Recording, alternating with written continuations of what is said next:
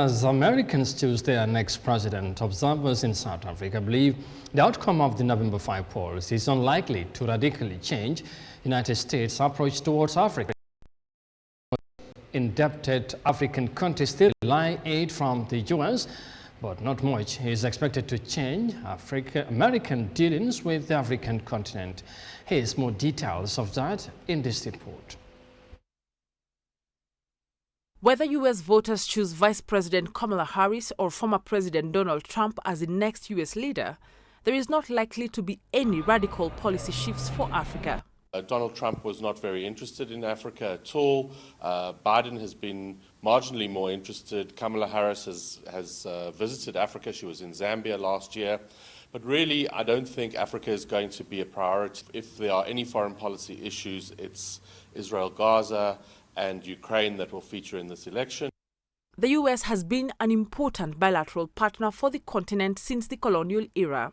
But a lack of trade and investment by the economic powerhouse has seen China move in as Africa's biggest trade partner. China is doing a great job.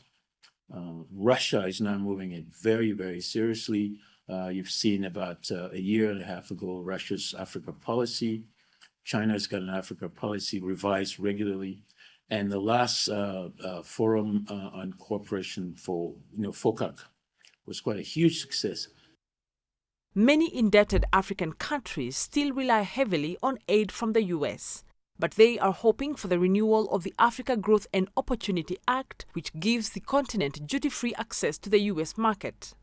Well, for South Africa, for example, a lot of our motor manufacturing is dependent on AGOA concessions, and that's a multi-billion-dollar industry. Our citrus industry, our agriculture, our wine, all of that receives favorable treatment when it goes to America. Thousands of jobs may be in jeopardy if AGOA is not renewed or South Africa is restricted in what it can do.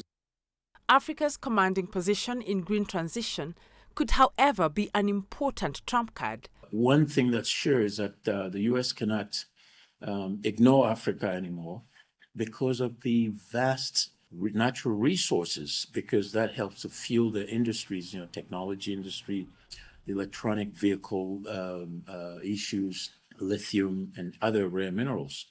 It's clear that whichever candidate wins the White House come November 5th, they will have to work hard to keep up with matters on